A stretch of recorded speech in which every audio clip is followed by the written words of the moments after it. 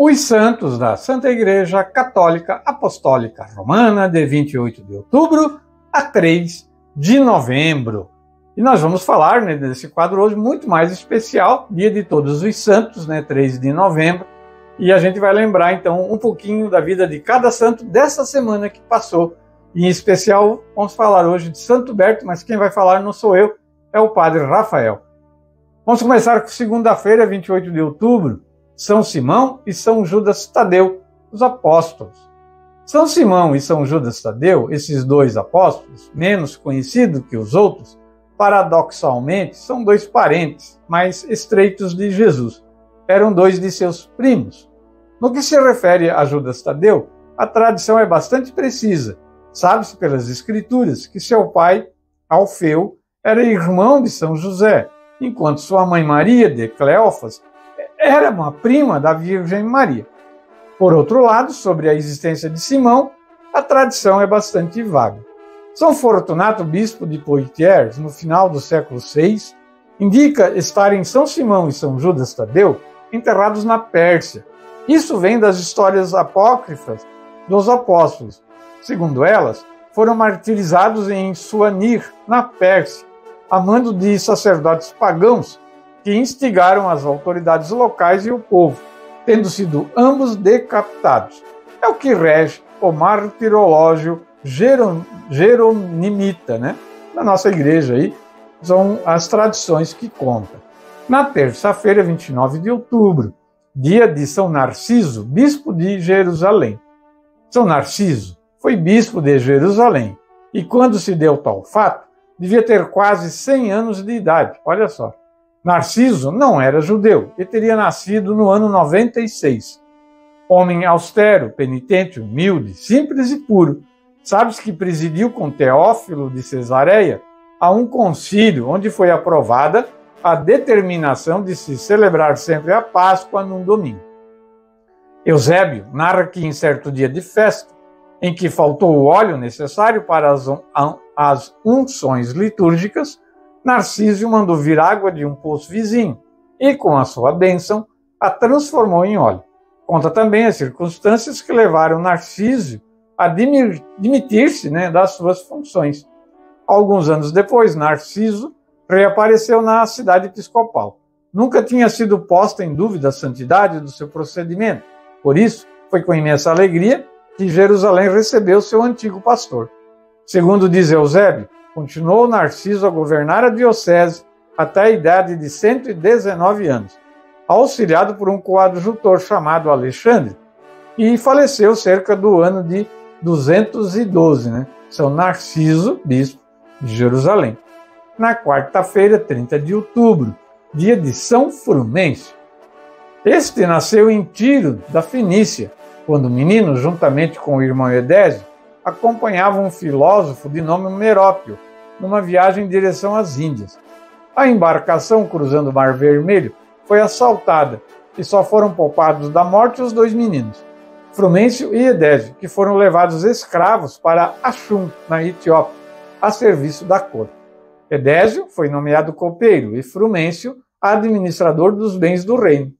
Quando voltou para Axum, Frumêncio foi acolhido com alegria como o padre portador da paz. Continuou a pregação do evangelho no poder do Espírito, a ponto de converter o rei Ezana, a rainha, e um grande número de indígenas.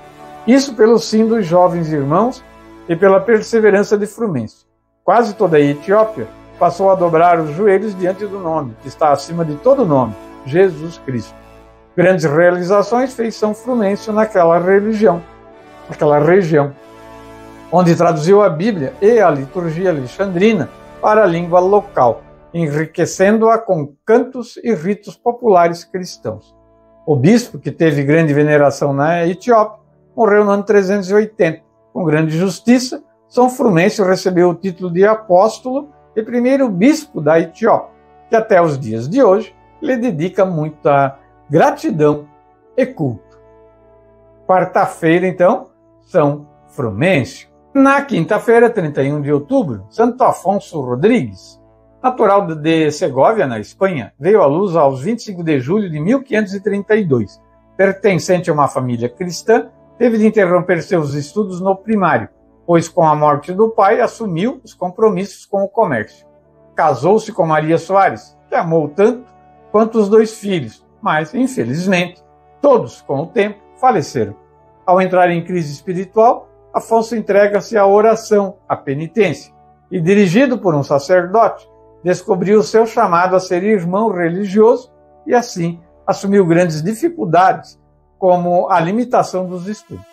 No ano de 1571, aos 38 anos, iniciou seu noviciado, vencendo tudo em Deus. Afonso foi recebido na Companhia de Jesus como irmão.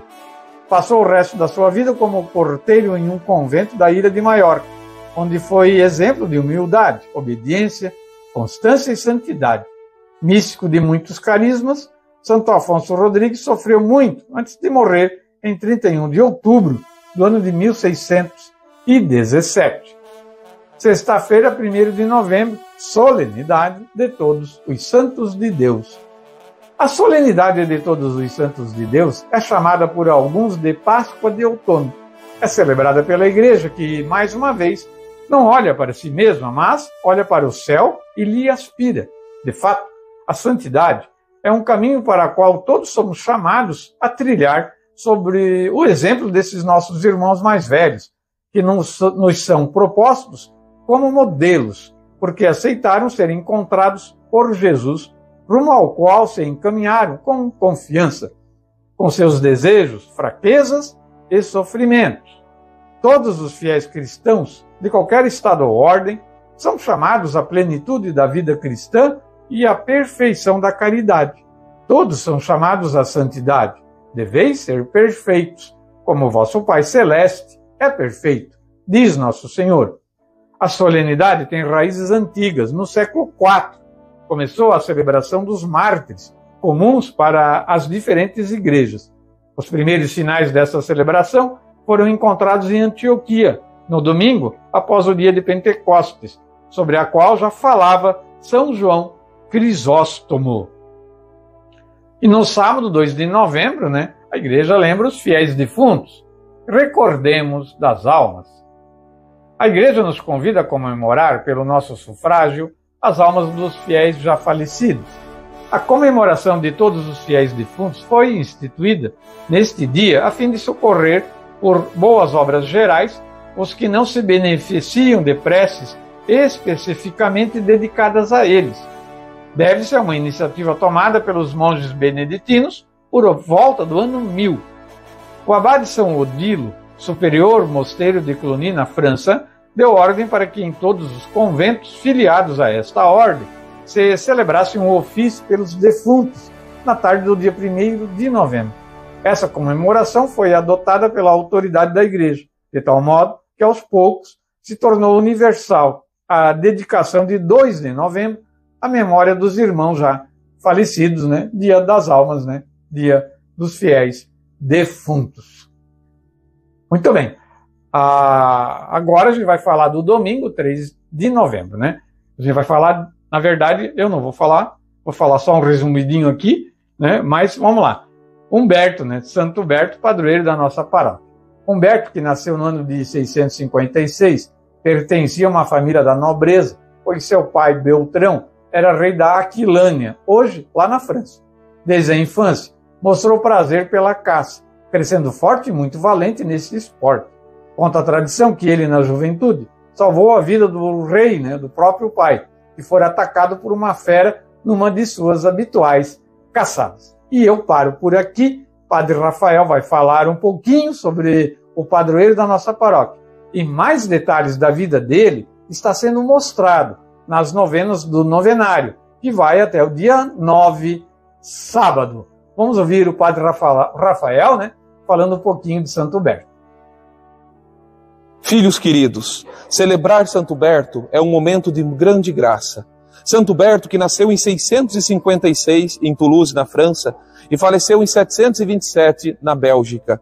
Ele, meus amados filhos, o protetor dos caçadores, dos atiradores, ele que é o protetor daqueles que se perdem no caminho, nosso protetor contra as feras selvagens, grande santo que traz a cura para as doenças da alma e as doenças do corpo.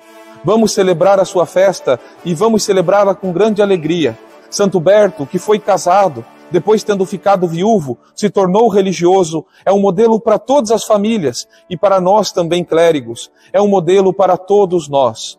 Único no nosso continente, vamos ter a graça de celebrá-lo. Estejamos juntos aos pés do glorioso Santo Berto, ele o grande apóstolo da Bélgica, evangelizador das Ardenas, fundador da cidade de Liege. Ele, meus queridos, que mudou a história da Europa, a história da Igreja e a nossa história, que desde 1905 foi escolhido como padroeiro da comunidade católica aqui de Ibirama. Nosso amado Santo Berto, que em 1950 se tornou o padroeiro de toda essa linda paróquia, quando nossa comunidade foi feita paróquia. Então, meus queridos, é um momento de grande festa para todos nós. Protetor dos animais, das pessoas, protetor da saúde, santo de todas as causas, diante do qual podemos colocar nossos pedidos. Durante toda a novena haverá um mastro aqui na igreja para você amarrar suas fitas de pedidos. As fitas serão entregues a você já na entrada da igreja. E assim, filhos, vamos celebrar nosso amado Santo Berto.